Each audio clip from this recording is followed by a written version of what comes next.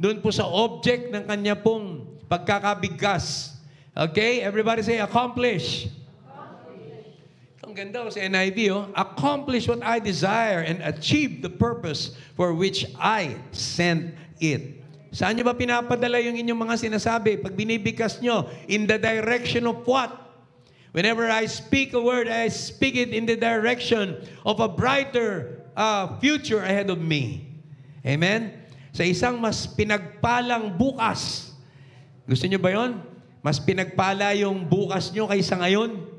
Lahat ng may gusto nun, palakpakan ng Panginoon. Kaya dapat ang sagot, pag tinanong kayo, kumusta ka? Mas mabuti kaysa kahapon. Amen? Mas malusog kaysa kahapon. Mas pinagpala kaysa kahapon. Amen? Nakita nyo yung blessing ni Jacob, di ba? Yung kanyang manifold blessing. Ang sabi, let God give you of heaven's dew and of earth's riches. No? An abundance of grain and new. Everybody say new. Yan. Yung newness po, dapat normal yan sa buhay ng mga born again. Amen? Yung bago yung mga blessing natin. Hindi yung mga blessing na ini-stack. No? Tinatakpan ng takip at ipe-preserve hanggang bukas. Hindi po ganun ng Panginoon. They are new every morning. New every morning. Why? Because great is thy faithfulness, O Lord. Great is thy faithfulness. Consonant to the faithfulness of God, yung gusto niya po lagi tayong pagpalain, bigyan ng bagong kalakasan, kaakibat po ng bagong buhay na pinagkakalob niya sa atin araw-araw. At yung maging excited tayo sa mga bagong pagpapala. Sino dito excited sa mga bagong pagpapala? Tatanggapin niya ito in Jesus' name. Sino yung mga excited? Tatanggapin niyo ito in Jesus' name. Hallelujah. Excited ako dun sa bago kong sasakyan, kahit hindi pa dumarating. Tinanong ako nung kaibigan ko, tagal na sasakyan, ilang taon na yan? Binilang ko, sa daliri, sobrang na sa daliri ng kamay ko. Talagang overdue na. Kaya Lord, dapat palitan na. O dagdagan. Sabihin mo sa katabi mo, dadagdagan ka ni Lord. O, sabihin mo sa kaliwa, dadagdagan ka ni Lord. Amen. Hallelujah. Yan. Si Lord is a God of multiplication, a God of addition. He will always add new things and great things in our life. In Jesus' name. Today, mag-aaral po tayo, karugtong pa rin ito. Bagay pa rin naman dun sa pineselebrate ng buong mundo. Pero ito po'y nasa salita ng Diyos, kaya paalaala po ito sa ating lahat. Okay. Sino po sa inyo nakapanood nung movie back in I think that was in the 90s or early 2000, yung Saving Private Ryan? Have you watched that movie? Starring Tom Hanks and sino ba ito? Matt Damon. Okay, ito pong setting ng story to, it is a war story, no? Ang setting niya is back in 1944 when there was World War, no? World War II. Where were you when it was 1944? Sino po dito yung mga buhay na noong 1944? Huwag na magtaas ng kamay, Pastora Betty at Nanay. Sigurado, obvious na obvious. Okay? That was World War II. Mayroon pong digmaan ng buong mundo. And in that story, the American government sent a fleet of soldiers to France. Dahil po, kalaban nila doon yung mga German. Di ba? Malulupit yung mga German. Sila Hitler, yung mga Nazi. Talagang mababangis yun. And yung sinakyan po ng mga American soldiers ay yung kanila pong mga warship, mga speedboat, ang dami nila. While they were on the way to the shores of France, ito po hindi nila alam, it was an ambush set up. Yung garrison ng mga Germans ay nandun pala just from a distance of the shore. Kaya po pagbaba nila doon sa kanilang mga boat, hindi pa sila nakakatapak dun sa dalampasigan, nasa tubig pa lang sila, pinaulan na sila ng mga bala, ng mga machine guns, ng mga German soldiers. And it was a bloody mess. If you were able to watch the movie, it was a bloody mess. Talaga pong yung iba nagkubli dun sa ilalim ng dagat para wag tamaan ng bala, pero sinusundan sila ng bala sa dagat nung mga powered machine guns ng mga German soldiers. Pero hindi po natinag yung mga sundalong Amerikano shouting for freedom at saka justice dahil po dun sa violence ng war, talagang hindi sila umurong. Kahit po sinasalubong sila ng mga balang walang pinipili kung sino ang tatamaan. Sino sa inyo yung parang ganun, yung hindi umuurong? Kahit na may mga palaso, may mga pagsubok, meron ba dito yung mga hindi umuurong? Abante lang ng abante dahil kasama natin si Lord. Pumalakpak nga kayo kung kayo yon. Amen. So, ang dami pong mga nasawing mga sundalo. And it was a long story, but the highlight of the story is when the news back to the United States went to the families. At may isang pamilya po, may isang nanay ang tumanggap ng balita na 3 sa kanyang mga anak out of 4. Okay? 3 of his sons out of 4 who were sent to that battle was killed, brutally killed in combat.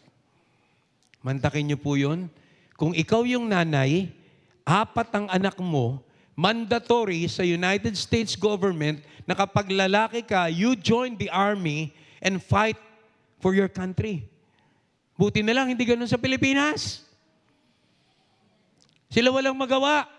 Kapag Amerikano ka, talagang you will join the army. You will join the Marines. And you'll fight for your country. Buti na lang, Pilipino ako. Buti na lang, Pilipino kayo. Sabi mo nga, sino dito yung proud to be Filipino? Amen. Sabi ko dun sa kaibigan kong nag-iba ng citizen, hoy, balik mo yung citizenship mo. Kaya ka nga ginawang Pilipino dahil dapat Pilipino ka. Huwag ka mag-iba ng citizenship. Liban sa senior citizenship na hindi nyo kayang pigilin. Marami na ba tayong senior citizen dito? Ako, si Pastora, ngayon lang hindi umamen si Pastora. Ako nga, 6 na taon na lang, 5 taon na lang halos. Di ba? Dual citizen na rin ako. Pero lahat ng nagsasabing hindi halata, pumalakpak. Uy, patay tayo dyan. Tanggap ko na, huwag kayong mag-alala. Bale, una naman lagi sa pila. Okay, ito na po yung highlight.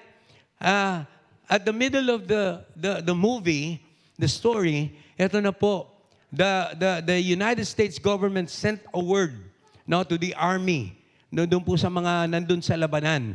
At kinomission si Captain John Miller, na pinortray ni Tom Hanks, together with his men, 8 of them. 8 sila na ang mission nila ay hanapin si Private James Ryan. Okay, na pinersonalize naman po ni Matt Damon.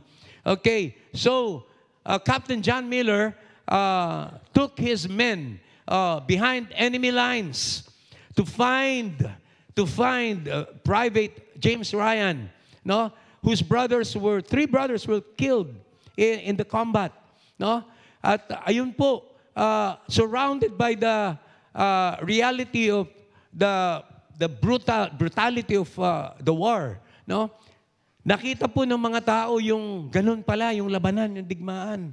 Maraming buhay ang nasasayang. Surrounded with this reality, the men with Captain John Miller embarked on a journey, on their own journey, and discovered their own strength to triumph over an uncertain future with honor, dignity, and courage. Kahit hindi nila alam yung kahinat na nila bukas, maaring bukas makalawa ay isa na sila sa mapaslang, mamatay, tamaan ng bala dahil sa labanang yun.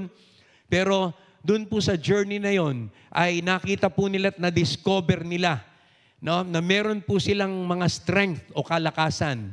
Meron ba kayo noon? May strength ba kayo? I believe and declare everybody got their own strength. In Jesus' name. Your own strength to triumph over uncertainty. Who knows what will happen next? Sino makakapagsabi? Tomorrow. We are always facing uncertainty every day. That's why we need the Lord. Amen? We need the Lord. Because we are forever climbing a wall. And we need somebody as we climb the wall to mentor us over what God is going to do next in your life. Ang sabi ni Lord sa isang parable, nung may isang mayamang lalaki na nag-celebrate siya and threw a big party with his friends, with his neighbors, at nagyabang siya na nagsabing, lahat ng kayamanan ko, iipunin ko sa isang lalagyan doon sa aking barns. Pupunin ko at ako'y magpapakasaya. Nang magpapakasaya, gagawin ko yung gusto ko. Wala akong pake.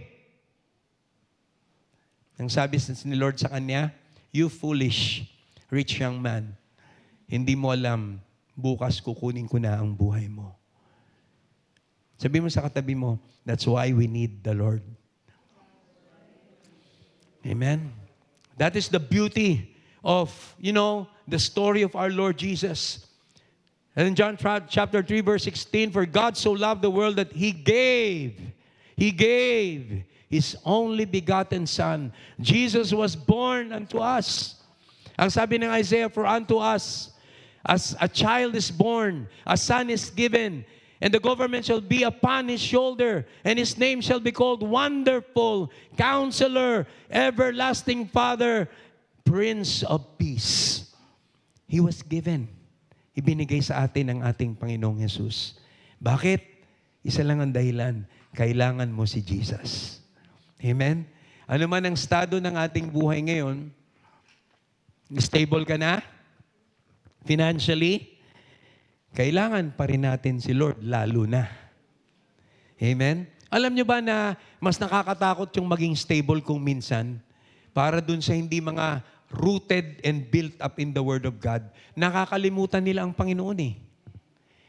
They forget the word gratitude. Gratitude should always be in our heart, in our mind. Yung magpasalamat tayo sa Diyos. Paano ba tayo magpasalamat sa Diyos? Iba-iba, di ho ba? Yung iba, talagang todo pag magpasalamat sa Panginoon, ibinibigay ang buhay. Ibinibigay ang panahon. Ibinibigay yung mahalagang oras nila sa Panginoon. Hindi lang yan, kung anong tinatanggap nila physically from the Lord, they give it back to the Lord because of gratitude. And they acknowledge, Lord, salamat kung hindi dahil sa iyo. Diba? Anong sabi ng Philippians chapter 4, verse 13? I can do all things through Christ who strengthens me. Magagawa mo ba yan kung ano yung achievement mo ngayon? Magagawa ba natin kung ano yung na-accomplish natin ngayon without Christ? Ang sabi po ron, ng John chapter 1, in the beginning was the Word, and the Word was with God. He was with God in the beginning. All things were made by Him, and without Him was not anything made that has been made. Sabihin nyo nga po ng sabay-sabay, without Him. Can you realize that? Without Him. Say it again with conviction. Go! Kung wala si Jesus, wala tayong mararating. Kung wala yung grasya ng Panginoon araw-araw sa buhay natin, walang promotion. Walang dagdag. Walang tupad na pangarap. Kung wala yung biyaya ng Panginoon. Baka matagal na tayong nagkasakit, nalumpo, nanghina, kung wala yung biyaya ng Diyos sa buhay natin. And so we keep coming back for the Lord. And that is the very reason and purpose why we are here. Hindi para mapasaya tayo ng kung anumang katangantahan dito, ang galing-galing. No? kung nasisiyahan kayo sa preaching, well and good. Pero ang dahilan ba tayo narito, inahabol-habol natin ang Panginoon dahil kailangan natin siya. Amen? Hindi tao ang pinunta natin dito, si Jesus. Amen? And kung paano nagmamanifest si Jesus sa buhay natin, iba-iba. In things, sometimes I could not imagine, pero si Lord ganun ang dealing sa atin. Kinakausap niya tayo palagi. We are in close connection with God every day. Paano niyo ba nararamdaman si Jesus? Come on. Please don't tell me you know it. Di ba? Pero nagpapasalamat ba tayo sa Lord? Siya ba ang pinipili natin at the end of the day? Ha? Siya ba yung pinipili natin at the end of the day? Pinamagatan ko itong maikling topic natin, second chance. Everybody say second chance. Now, going back to Saving Private Ryan, ito na po, sila Captain John Miller, ito na. Hinalughog nila po yung buong lugar ng France pagkatapos po nilang pasukin yung garrison ng mga Germans, and they were able to subdue the German army. No? Nagtagumpay po sila, pero sa gitna po noon, marami pa rin mga sniper, mga ambushes na sineset, kaya marami pa rin yung mga namatay. Hindi nila alam, naglalakad sila habang liligtas yung mga tao at hinahanap yung mga sugatan, may bigla na lang tutumba dahil may mga nakatagong sniper. No? Biglang tatamaan na lang sa ulo, wala nang kabuhay-buhay yung mga sundalo.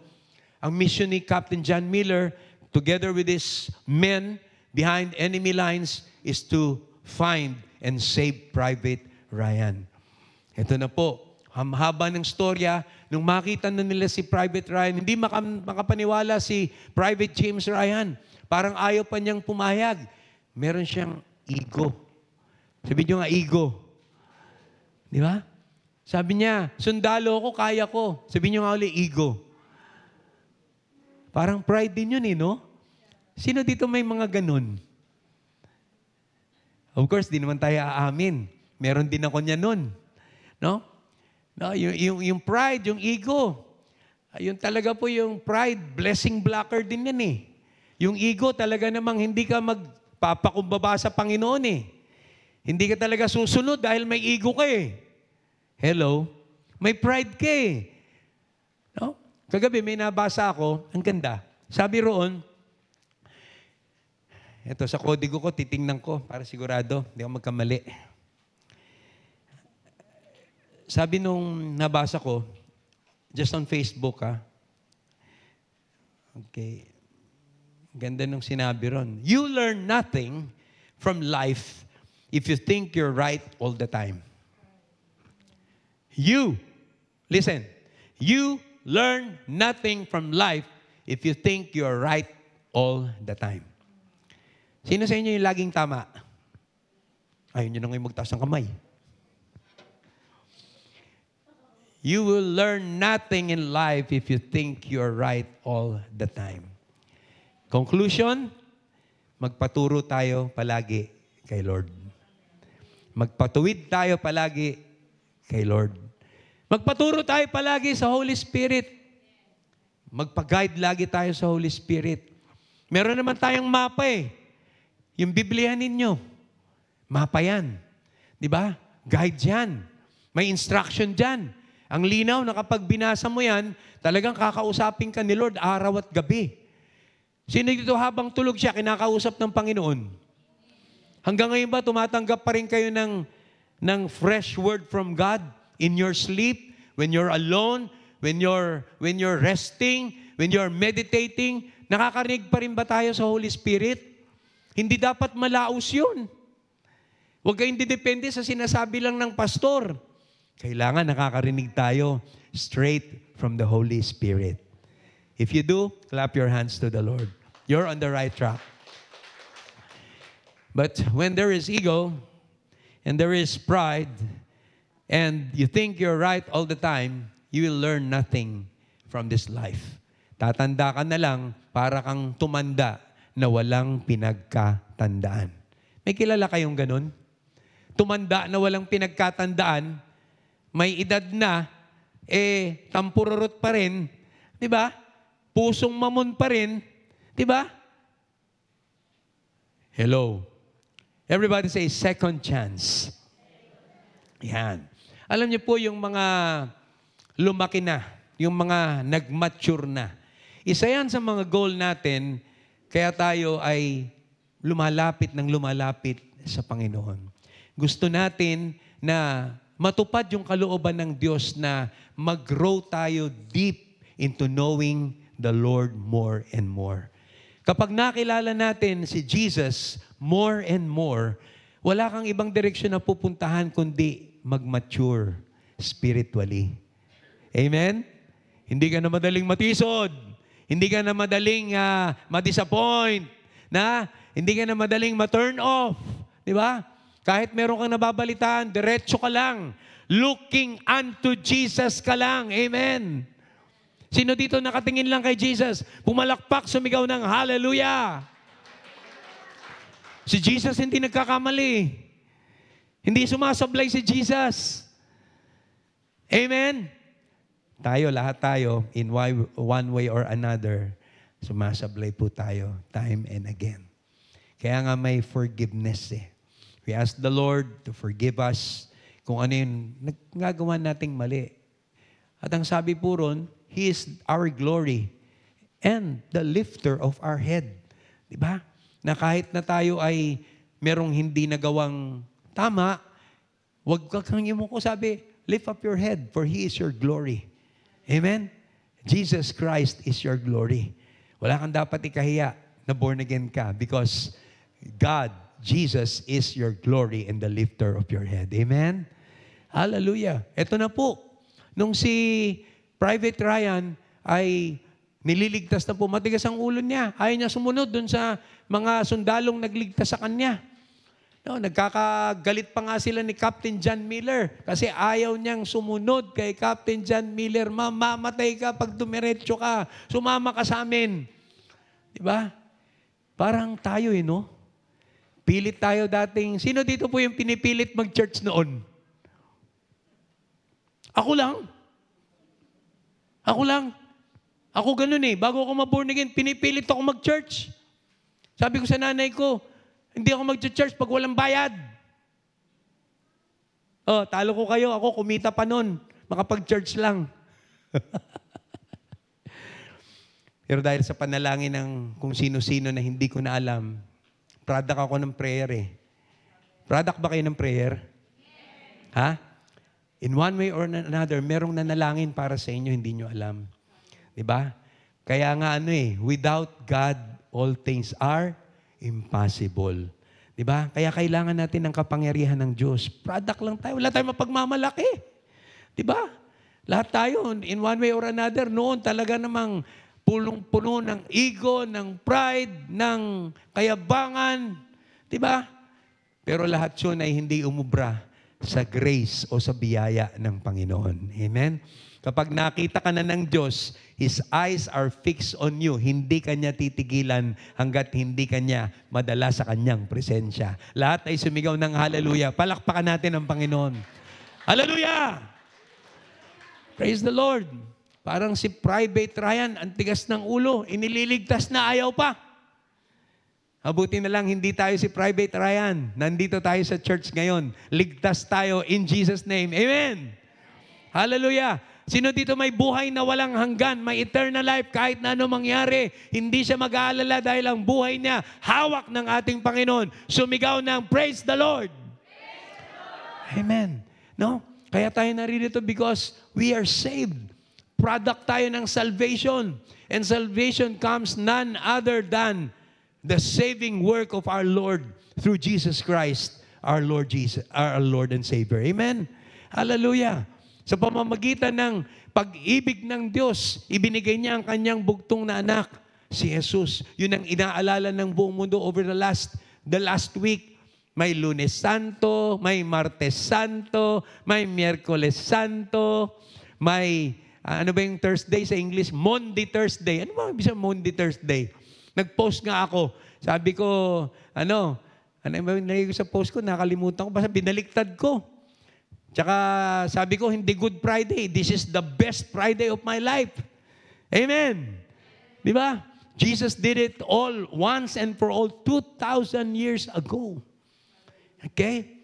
And all we need to do is never forget but to remember always yung kanyang ginawa po sa atin. Yung pagbibigay niya sa atin ng second chance. Amen? Sino dito ang product ng second chance? Iwagayway ang kamay. Huwag kayong mahiyak. No? Third chance ba yan o second chance? I really don't care, but the first was the second chance. Okay? Eto na ngayon. Si Private Ryan, despite his stubbornness, tigasan ng ulo niya, hindi siya tinigilan ni Captain John Miller. Hanggat isa-isa sa mga taong ipinadala, the men who were sent to find, to search for him, and to save him, one by one, including Captain John Miller, all died in that combat. At mismong si Captain John Miller ay, nung siya po'y nakaupo dun sa isang bridge at sugatan na siya, malubha yung kanyang sugat, na-realize ni Private Ryan na yung taong yun ibinigay at ibinuwis ang buhay para sa kanya. Nilapitan ni James Ryan at ang sabi ni Captain John Miller, earn this. Earn this. Okay? Para bang sinasabi niya, ako'y mamamatay ngayon, may dignity, may honor, because I have lived and served my purpose. Ang purpose ko ay iligtas ka, and I earned this. Have you ever thought about your purpose in life over the last few days? Si Lord, isa lang ang purpose niya sa buhay natin. Iligtas tayo. Buksan natin yung ating Bible. Sa Matthew 27, verse 11 to 23. At dito tayo magpo-focus at mag-uusap at magtatapos. Okay, Matthew 27, verse 11 to 23, New International Version. Okay? So those na wala pong NIV, please look at the screen. And now I will begin to read. Blessed is the reading of the Word of God. Matthew 27, verse 11 to 23. Meanwhile, Jesus stood before the governor. And the governor asked him, "Are you the king of the Jews?" Jesus replied, "Yes, it is as you say." When he was accused by the chief priest and the elders, he gave no answer. Then Pilate asked him, "Don't you hear the testimony they are bringing against you?" But Jesus made no reply, not even to a single charge, to the great amazement of the governor. Amazing. Sabihin niyo nga po, amazing. Tingnan niyo po, habang minimeditate ko ito, umpisa pa lamang po yung pinagdaanan ni Jesus. Para lang po tayo magkaroon ng eternal life.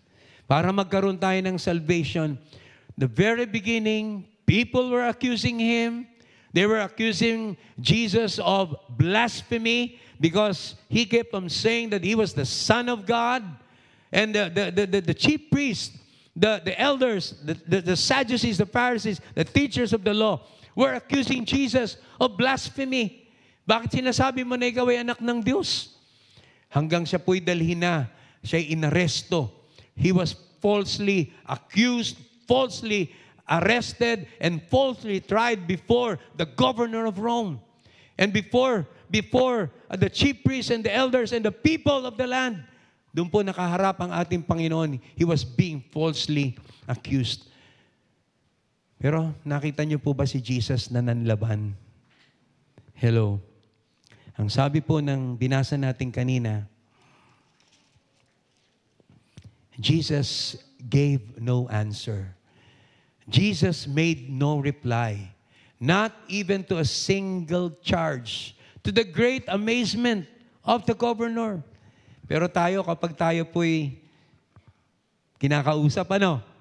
Tingin kayo rito. Parang hirap gayahin ni Jesus, no?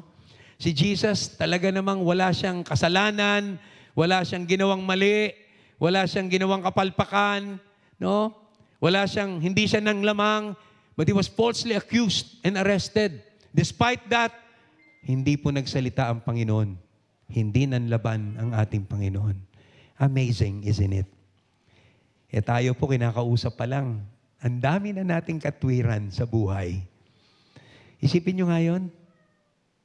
Sino dito yung kinakausap ng mga magulang? Pag itinutuwid ng magulang, laging merong dahilan sa magulang, katwiran sa magulang.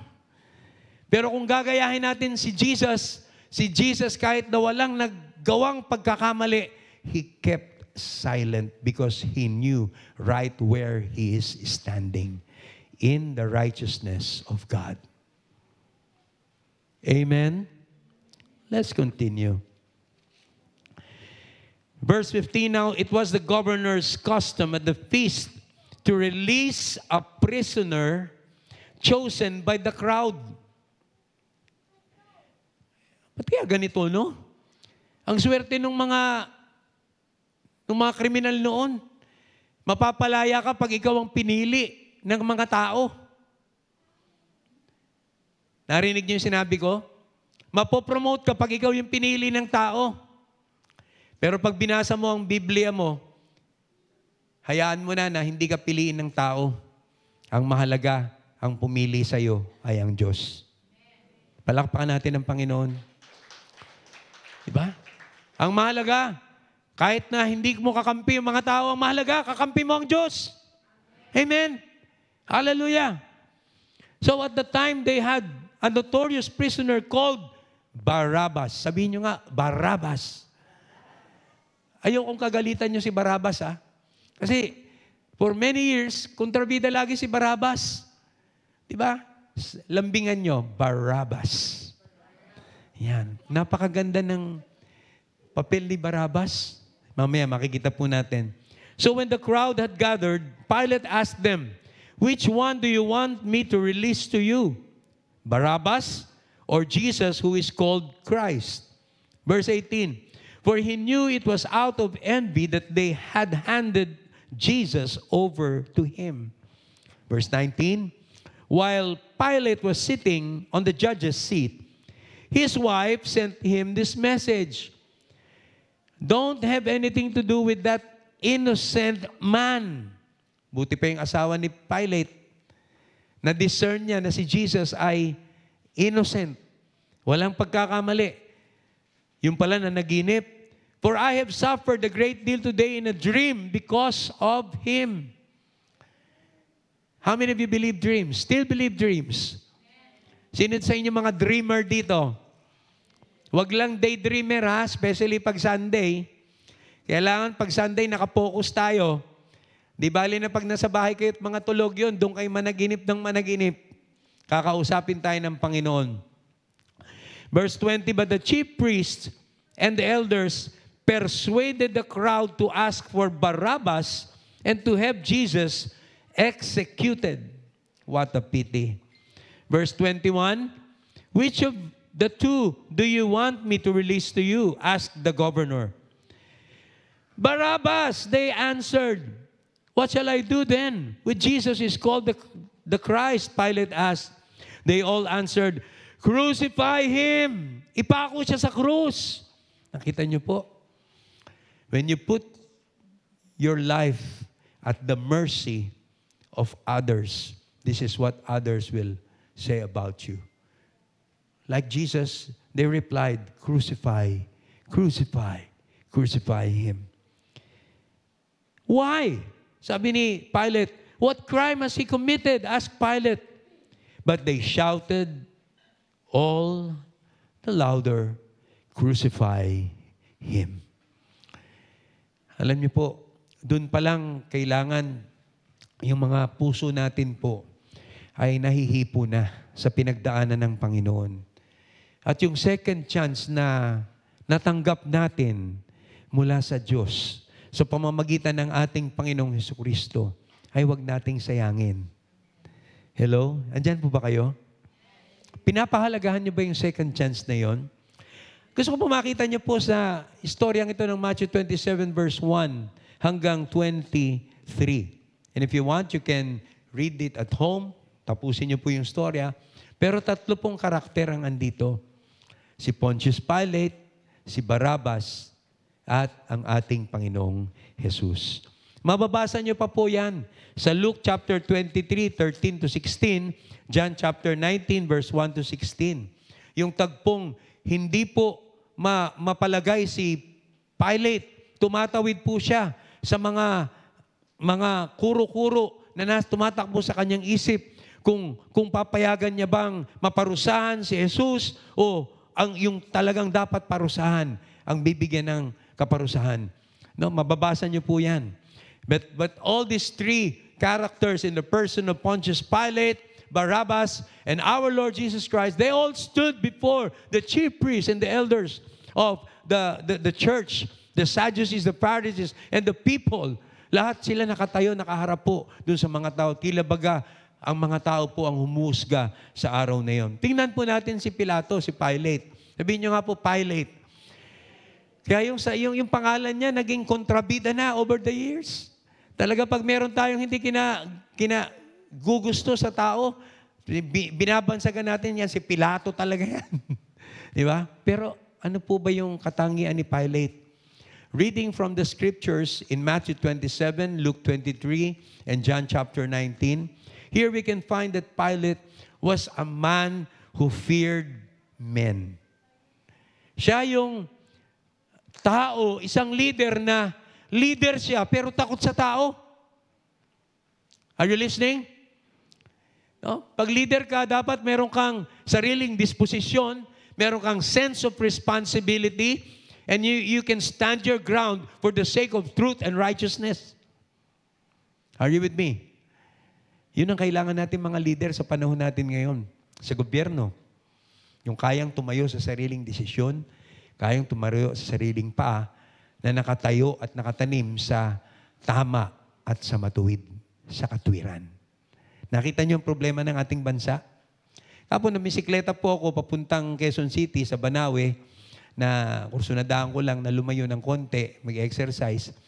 Pabalik, sobrang init, tigil ako dun po sa kalagitnaan ng Commonwealth Avenue at uminom ng malamig. Nakipagkwentuhan dun sa ambulant vendor na binilhan ko. No? Tinanong ko yung matanda, tayo, ilang taon na po kayo? Dahil naaawa ba ako dun sa mga ganun na at the age of 67 years old, no? Nagtitinda pa rin sa kariton. Kababayan natin ito. Nadudurog ang puso ko sa mga ganun. Pero kung minsan, pagbibilan pa natin, tinatawaran pa natin, magkano yan? Baka pwedeng 10 lang ito, baka pwedeng 5 piso na lang. Pwede ko bang sabihin sa mga taga-JLC, pag may mga ganun, imbis na tumawad kayo, dagdagan nyo na lang. Ang hina ng sagot nyo, parang nahihiya, amen. Ako, pag tumatawad, di ba magkano yan? 15. Ang mahal. Baka pwedeng 20 na lang. Ang sarap panoorin yung ngiti sa mga taong nagsasakripisyo, nahihirapan, tapos binibless mo. Tingin ko si Lord nakangiti rin pag ganun Amen? Consider this. This is not a command. Pero if you really carry with you the heart of God, and that is what you will feel. Sabi ko, tayo, ilang taon na po kayo? 67. At pinag-usapan po namin yung buhay ng Pilipino. Di ba? At malaking mga anak. Meron, pero may sarili na rin silang buhay. Ayoko na silang istorbohin. Kaya nga ako nagsisikap. May asawa ka pa. Para kung si Boy Abunda. Hindi maubusan ng tanong. Meron, pero yung asawa ko hindi na kaya umakyat dyan sa overpass Saan mo uuwi? Lahat na naitanong ko na, dyan sa Luzon. Diba? Yan, buti kumikita pa, oo naman. Pero maya-maya may nanguhuli dito sa amin. Alis na lang ako. Nakikisama, babalik na lang uli. Buhay ng Pilipino, Pero kung matuwid ang mga namumuno, sabi ng Proverbs, Kapag ang namumuno ay masama, nagluluksa at nanangis ang bayan. Subalit pag ang namumuno ay matuwid, ang buong bayan ay nagdiriwang at nagsasaya. You can find that in the book of Proverbs. Okay? Hindi dapat maghihirap ang Pilipinas eh. Amen? Mayaman ang Pilipinas. Di ba? Diba? Kung ang bawat Pilipino lang ay tatanggap sa ating Panginoon, may Diyos sa puso, katulad nyo, hindi maghihirap ang mga Pilipino. Amen? Sabi ko, katulad nyo. Katulad ng mga tag-Jesus Abundant Life Giver Church. Amen? May Kristo sa puso, may Diyos sa buhay. Hindi maghihirap po mga Pilipino. Lalo na kung mga leader natin sa gobyerno ay may Diyos sa puso, may Kristo sa puso, may Diyos sa buhay. Sarap maging Pilipino. Ano? I should know. Dito sa Montalban, ilan lang po ang nagmamayari ng mga ekta-ektaryang lupa. Nabibilang sa daliri. Ikat mo yan, ha?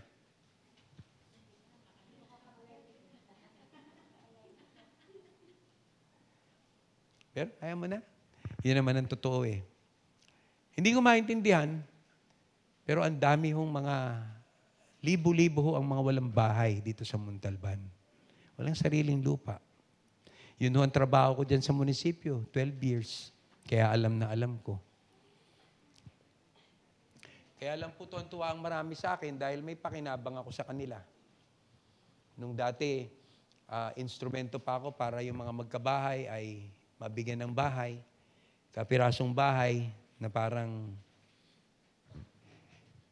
kasi laki lang nung kwarto naming isa. No?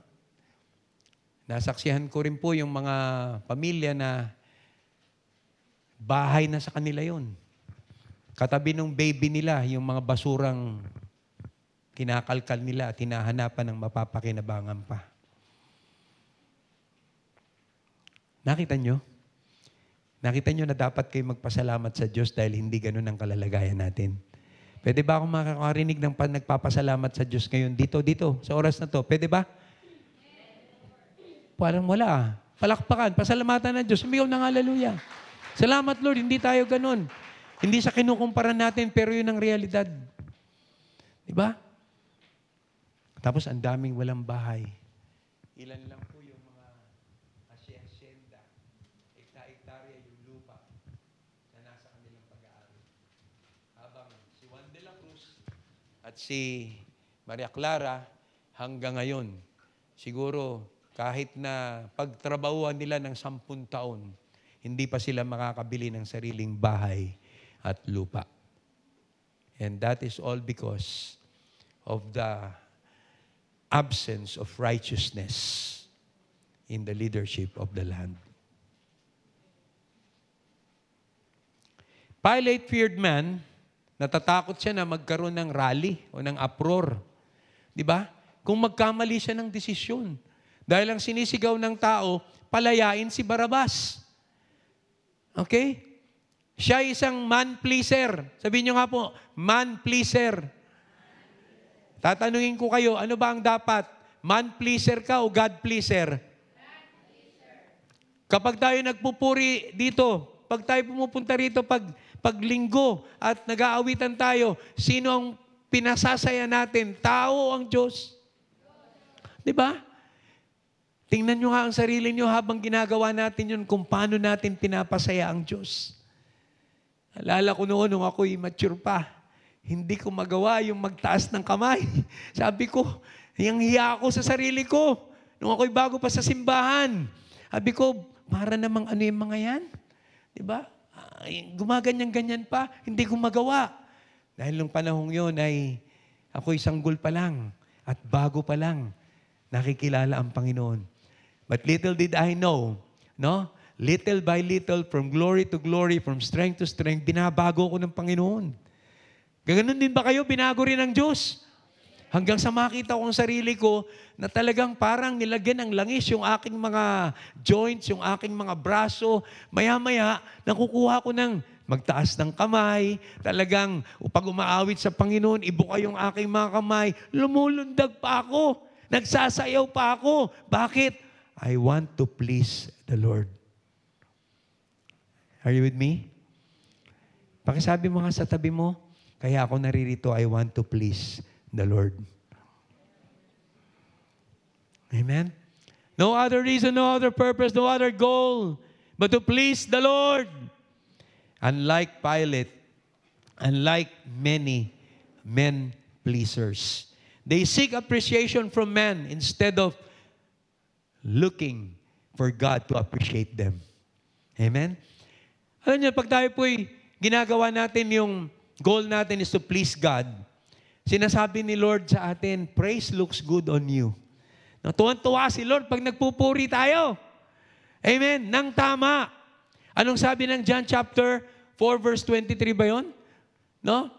God is seeking such worshipers who will worship Him in spirit and in truth. Now is the time, and God is seeking for such worshipers. You are a worshiper. You are a worshiper. Sabihin mo sa katabi mo, you are a worshiper. Then worship God in spirit and in truth. Huwag kang mahiya. May nanonood sa'yo. No? Ako kaya kong ipagsigawan kahit ako naglalakad. Praise the Lord! Hindi ako nahiya kahit governor pa yan, kahit mayor pa yan, kahit sino pa yan, kahit mayaman pa yan. I don't care. What I care to do is to please God whenever I need it. Amen? Kung kinakailangan ko, dahil hindi naman kailangan ng Diyos yan eh. Amen? Kailangan mo yan eh.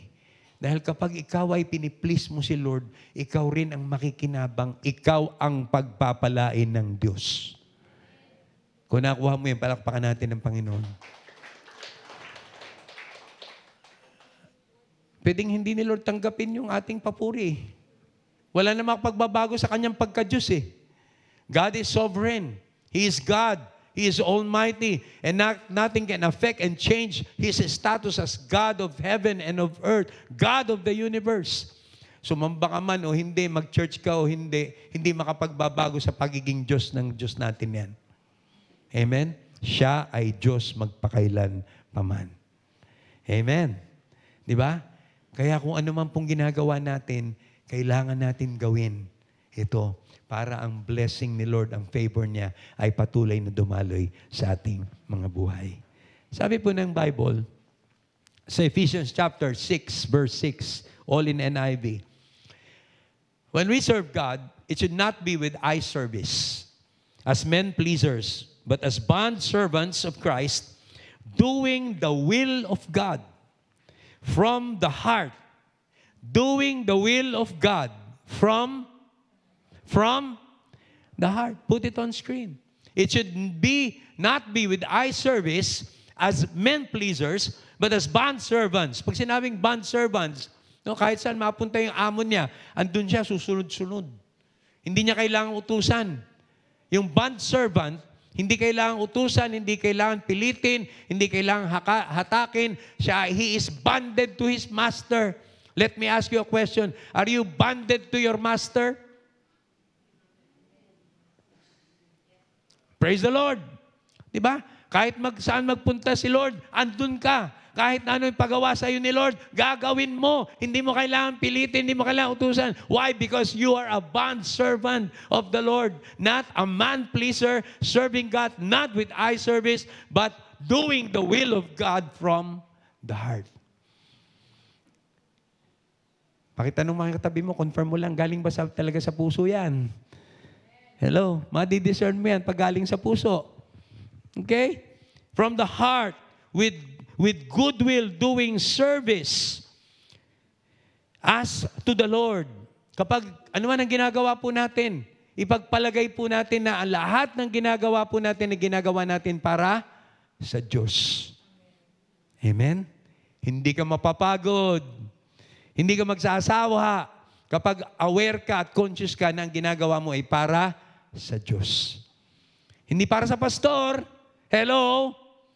Pakipalakpakan nga ang Panginoon kung para sa Diyos po yung ginagawa natin. To God be the glory. And not to men. Knowing that whatever good anyone does, this is powerful. Knowing that whatever good anyone does, he will receive the same from the Lord. And everybody say, Amen. Kung ano po yung tinanim natin, yun din po yung aanihin natin mula sa Diyos. Amen? From the Lord. Ephesians chapter 6 verse 6 yan. Acts 5 verse 29. Peter and the apostles answered, we must obey God rather than men. Okay? We ought to obey God rather than men. Okay? Ang sinusunod po natin palagi, dapat ay Diyos. Nagkaroon ngayon ng pagkakataon, no? Kausap ko yung kaibigan ko, kahapon galing Canada. Mula Canada, nagstay lang ng kaunti dito sa Pilipinas. Kilala niyo po yun. Yung iba hindi kilala. Hindi ko na lang babanggitin ang pangalan. Nagpunta ng Japan. After several days from Japan, went back to the Philippines 2 days ago. Tapos kahapon, ay minit ako ng kaibigan ko. At sabi, kita tayo. Sabi ko, sige, pinakain ako. Praise the Lord. Tapos ikwentuhan kami. Ngayon pala, linggo, they're on their way to Palawan. Pastor din yun, yung kaibigan ko.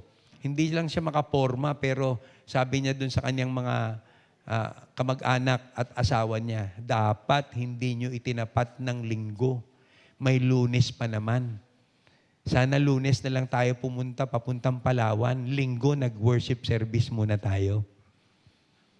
Nakaka-relate kayo? Ha? Nakaka-relate kayo? May ibang araw pa naman eh. Linggo pa itinapat. Kadalasan ganon. Di ba? Yung mga tao, 2,000 years ago, pinamili ni Pilato, si Barabas o si Jesus. Ang sigaw ng mga tao, bagamat pinaliwanag na ni Pontius Pilate na ang taong ito, si Jesus, ay inosente, walang ginawang kasalanan. Sino ang parurusahan natin? Mamili kayo, si Barabas o si Jesus. Sino ang palalayain natin? Si Barabas o si Jesus? Ang sigaw ng mga tao, 2,000 years ago, ang pinili nilang palayain, si Barabas. Bagamat alam nila makasalanan. 2,000 years after and more than, hanggang ngayon, sino po kaya ang pinipili ng marami? Si Barabas pa rin ba? O si Jesus? Pag pinamili po tayo, gawin yung kalooban ng Diyos o gawin itong bagay na ikakasarap ng ating buhay, anong pipiliin natin? Si Jesus o si Barabas?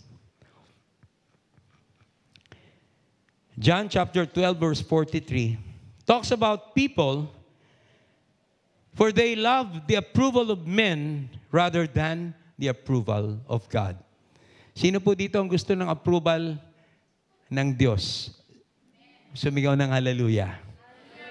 Colossians chapter 3 verse 22, don't please men, but with sincerity of heart. Is your heart sincere? Hello? Hello?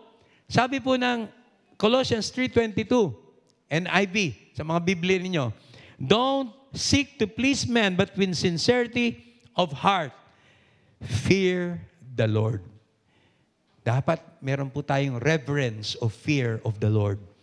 And that could only happen when your hearts are sincere, kapag totoo yung ating mga puso na naglilingkod sa Diyos at hindi sa tao. Lahat po ng mga sincero ang puso, palakpakan ng ating Panginoon.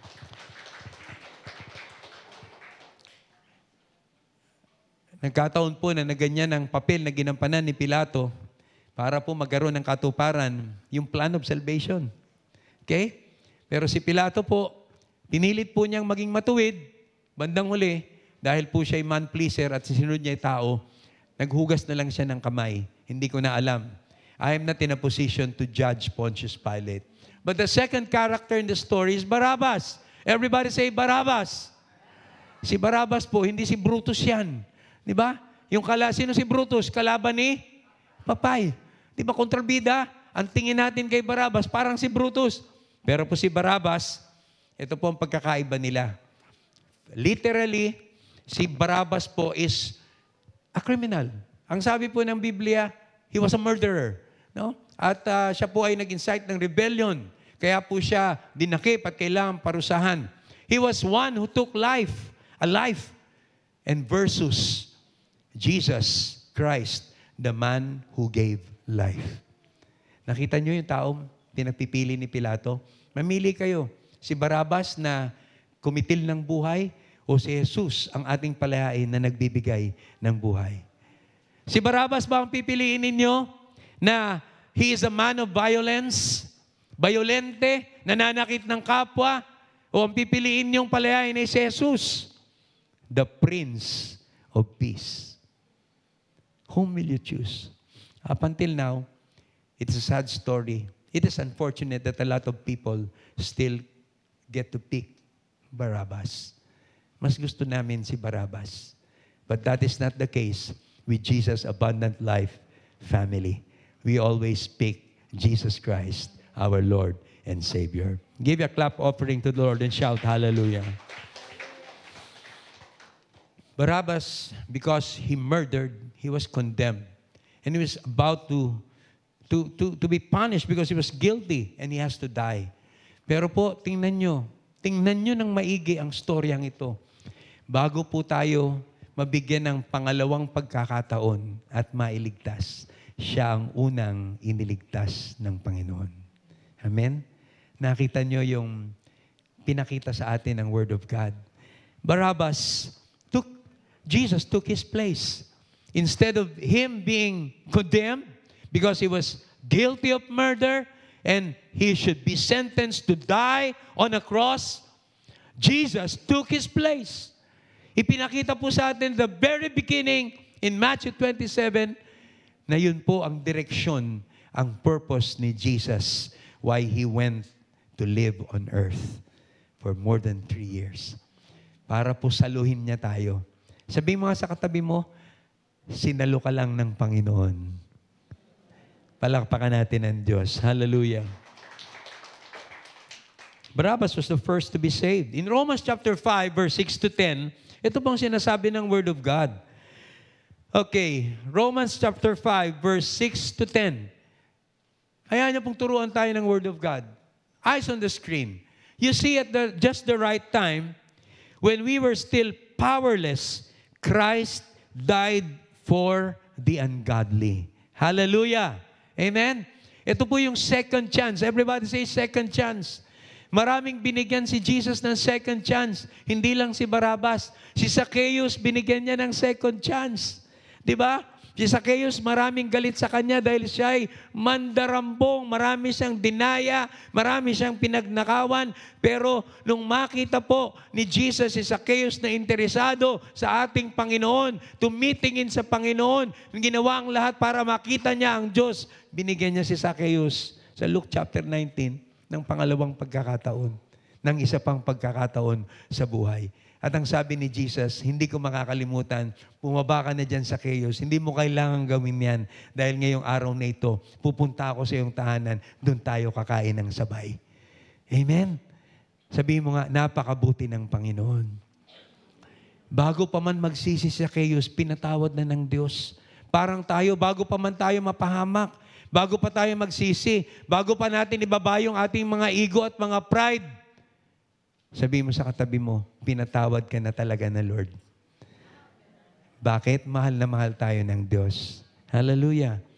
Yung woman, the woman that was caught in adultery, walang kaduda-duda, there was a woman, and I think, although she was not named directly in that scenario, but ito po si Mary Magdalene, si Magdalena, nahuli ng kanyang komunidad sa aktong pangangalunya.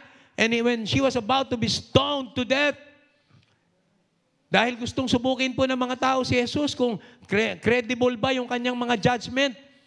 Ang sabi ni Jesus, oh, sige, sino mang hindi nagkasala sa inyo, kayo munang dumampot ng bato at ipukol nyo sa babaeng yan na nagkasala. Walang dumampot ng bato dahil lahat ay nagkasala. Isa-isang nag-alisan, na-imagine ko lang, at nilapitan niya, at isang malamyang tinig ang narinig ni Maria Magdalena. Humayo ka na, at huwag na muling magkasala. Yun ang sabi niya kay Magdalena. Samantalahin mo yung pagkakataon na binigay ng Panginoon. Huwag nating sayangin.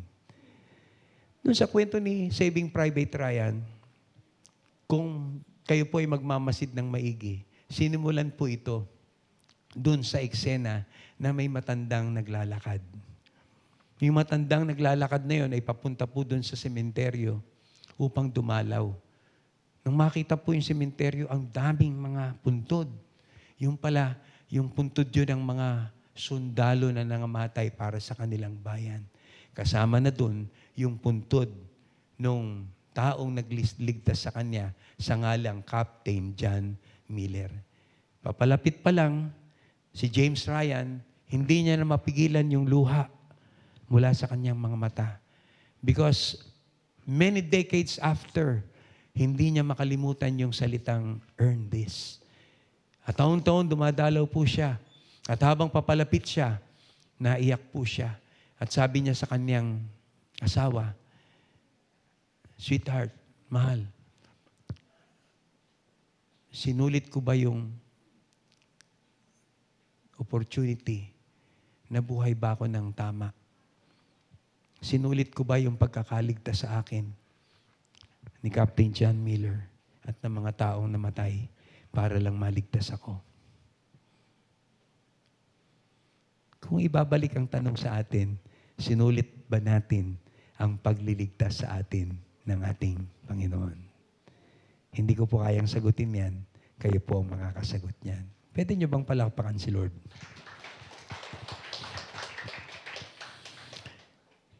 Hindi lang po iilan, but those who were healed and restored by Jesus, they were part of the second chance. Those who were born blind, those who were born crippled, those who were born lame, cannot walk, cannot see, binigyan lahat sila ng pangalawang pagkakataon ng Panginoon. Naalala ko pa sa Acts chapter 3, yung binigyan ni Jesus ng pagkakataon, yung dating lumpo from birth, nung siya'y mabigyan ng pagkakataon, all he did was to walk and leap and jump and praise God. Hallelujah! Because he was glad in his heart, rejoicing because of the second chance that God gave him through Peter and John. Okay? Everybody say second chance. Even the disciples, the followers of Jesus who lost it on the way. Peter, he was given a second chance.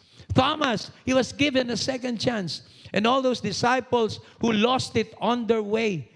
Pero binigyan sila ng second chance ng ating Panginoon. Di ba't napakabuti ng Diyos? Verse 7 ng Romans chapter 5, very rarely will anyone die for a righteous person, though for a good person, someone might possibly dare to die.